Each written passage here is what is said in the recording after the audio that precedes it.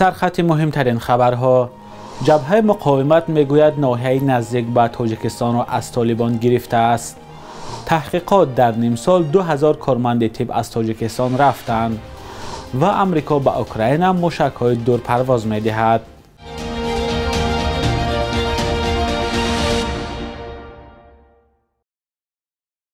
درود بینندگان عزیز، برنامه نوید بامدادی از تقدیم از استودیوی دوشنبگی رادیوی آزادی امروز 4 اکتبر است و ساعت در دوشنبه 9. رئیس جمهوری تاجیکستان روز 3 اکتبر به شهر ترسونزاده سفر کرد. امامعلی رحمان در این سفر خود چند مکتب را بازگشایی کرد و هم به باغ سامان شهر ترسونزاده رفت. در نواری که سخنگوی پرزیدنت نشر کرد دیده می شود که امامعلی رحمان با وزیر کارهای داخلی و رئیس کمیته دولتی امنیت ملی درون باغ انگور می خورند. ظهور پرزیدنت در حال روی می دهد که برخی از رسانه‌های کشور همسایه و هم نمایندگان مخالفان تاجیک مقیم اروپا از درگذشت رئیس جمهوری تاجیکستان خبر دادند. سخنگوی جبهه مقاومت ملی خبر داد که یک ناحیه افغانستان را در نزدیکی مرز با تاجیکستان از افراد طالبان آزاد کردند. صبغت الله احمدی روز 3 اکتبر در توییتر نوشت شهرستان شیکای ولایت بدخشان فتح شد. ولوسوال و 10 تن دیگر از مزدوران طالبان اشغالگر به اسارت نیروهای جبهه درآمدند. مقامات طالبان هنوز واکنش نکردند، ولی در آخر ماه سپتامبر امسال درگیری را با نیروهای جبهه مقاومت در بدخشان افغانستان تصدیق کرده بودند. 2 ساکن ناحیه شیکای دروازه افغانستان نیز روز 3 اکتبر به رادیوی آزادی گفتند جبهه مقاومت ناحیه شیکای را از طالبان پس گرفته است. پس از حاکمیت دوباره طالبان در افغانستان در ماه آگوست سال گذشته هرگاه درگیری میان آنها و جبهه مقاومت ملی رخ می‌دهد. سابق معاون فرمانده نیروهای حوزه نظامی جنوبی و وکیل دومه دولتی روسیه اندری گرولیوف خبر داد که 1.5 میلیون جفت لباس نظامی از انبارهای آن کشور گم شده است. همه اینها در انبارها موجود بودند ولی کجا شدند نامعلوم است. هیچ کس نمیتواند قضیه را شرح دهد. اقتباس آورده است طرح قفقاز واقعی از سخنان وکیل روس. وزارت دفاع روسیه 24 سپتامبر خبر داد که معاون همکنون سابق رهبر این نهاد گنرال دیمیتری بولگاکوف به کار دیگر گذشت، ولی نگفتند که بولگاکوف که مسئول تامینات مادی و تکنیکی نیروهای مسلح روسیه بود به کدام کار گذشته است. او از سال 2008 این جانب در این مقام ایفای وظیفه میکرد. خبرگزاری رایترز از قبل منابعش نوشته است ایالات متحده آمریکا در دایره بسته نو کمک‌ها به اوکراین 4 مجموعه موشکی هیمارس می‌دهد. به نوشته خبرگزاری بسته نو کمک‌های آمریکا 625 میلیون دلار کمک نظامی را پیش بینی کرده است. در نظر است که خبری به اوکراین دادن مجموعه موشکی هیمارس روز سه‌شنبه رسما اعلام کرده شود. به گزارش تلویزیون CNN مقامات اوکراین پیشنهاد کردند که در صورت گرفتن موشک‌های دورپرواز از آمریکا هدف‌های ضربه‌ها را با ایالات متحده هماهنگ می‌کنند.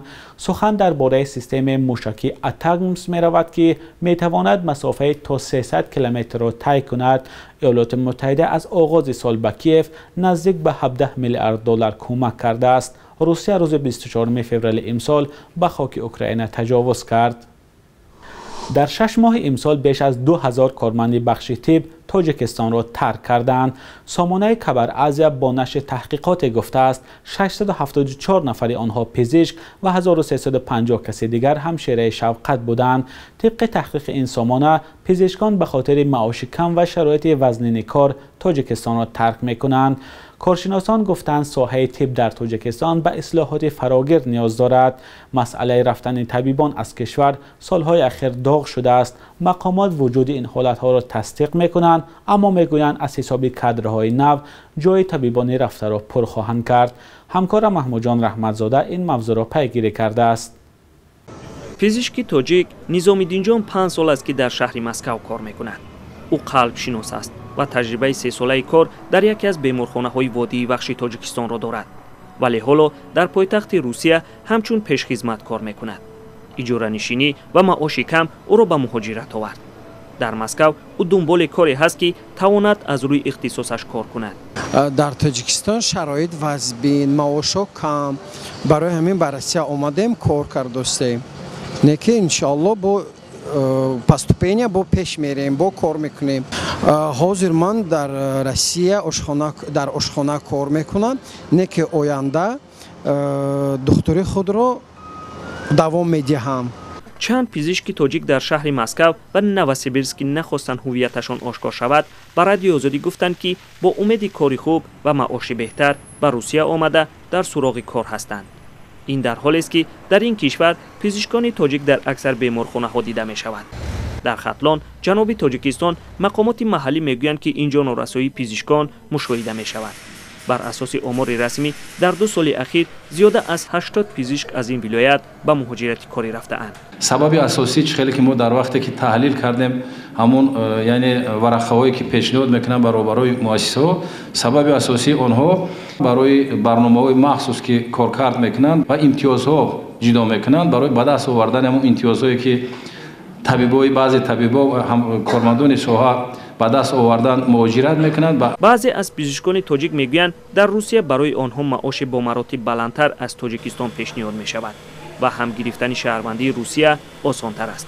در جامعه تاجیکستان این نگرانی ها زیاد است که وقتی متخصصان بلند اختصاص کشور را ترک میکنند طبابت بیماران بر عهده پزشکان کم تجربه میافتد. طبق گزارش رسمی وزارت تندرستی الان در کشور 385 پزشک نمیرسد. حکومت تاجیکستان مرمره شرکت عظیم چاروا و پرنده پروری را برای آوردن 140 نامگاه مال و محصولات از خارج از پرداخت باج گمرکی و انداز آزاد کرد. بر اساس یک قرار حکومت که روز 2 اکتبر به دست رادیوی آزادی رسید، مرمره می تواند 40 تراکتور، 40 کامباین، 20 ماشین باربر، 10 ماشین آبکشان، 120,000 تن پنبه، 500,000 تن خوراک مرغ، 450,000 تن تخم زغیر و 540,000 تن تخم رپس را به هیچ گونه پرداخت‌ها به بودجه به کشور وارد کند. در این سند نآمده است که از حساب امتیاز به شرکت مرمره بودجه کشور چقدر مبلغ را از دست می‌دهد. به ارزیابی چند از بروکران گمرک که با این فهرست شناس شدند، باج گمرک و انداز این مقدار مال و تجهیزات بیش از 20 میلیون سومانی بوده می‌تواند.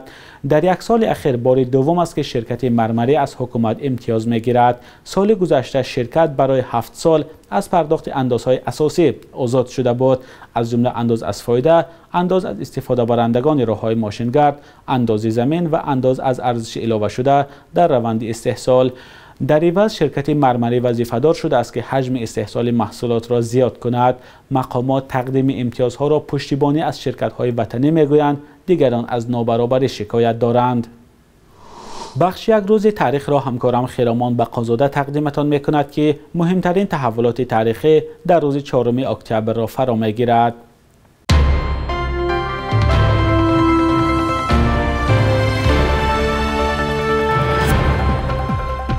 4 октябри соли 2009 дар душанбе як симпозиуми байналмилалии мероси имоми аъзам ва гуфтугӯи тамаддунҳо шурӯъ шуд ки дар он донишмандони улуми исломӣ аз 50 кишвар иштирок карданд.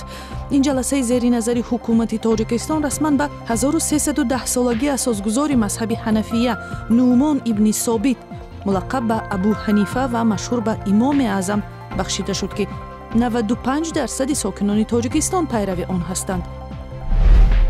моҳи октябри соли 1886 Абдурауф Фитрат, яке аз фаъолони ҳаракати маорифпарварони ҷадидия таваллуд шудааст ки барои ислоҳот дар низоми таълиму омӯзиши аморати Бухоро талош кардааст. ҷадидия як ҷунбиши ислоҳоти исломӣ буд ва замоне Садриддин Айниву Маҳмудхоҷаи Беҳбудӣ ҳам аз он пайравӣ карданд. Фитратро бархе маорифпарварон дар пантуркизм гунаҳгор мекунанд. 13 соли охири умраш бо кори илмиву таҳқиқот машғул буд, вале соли 1937 бо иттиҳоми миллатгароии буржуазӣ боздошт ва 5 октябри соли 1938 ба қатл расид. соли 1962 сафед шудааст. октябри соли 2014 бо номи «Дар сардӣ» як китоби мустанади аксбардори ҷавони рус нашр шуд ки дар бораи зиндагии мардуми Бадахшон ва водии Бартан қисса мекунад. Ксения Диадорова, аксбардори сокини Санкт-Петербург, мегӯяд суҳбату ошноӣ бо муҳоҷирони кории тоҷик дар Русия ӯро водор кард ки ба шинохту муаррифии ин мардум пардозад ва ба яке аз дурдастарин гӯшаҳои ҷаҳон сафар кунад. قرب روبل روسی و هم دلار آمریکایی شبانه روز گذشته بی تغییر بود. صبح امروز در بانک‌های تجارتی تاجیکستان 1000 روبل روسی به 168 سومانی برابر است. 100 دلار آمریکایی باشد و 978 سومانی عوض می شود. قرب رسمی بانک ملی تاجیکستان برای امروز 4 اکتبر چنین است.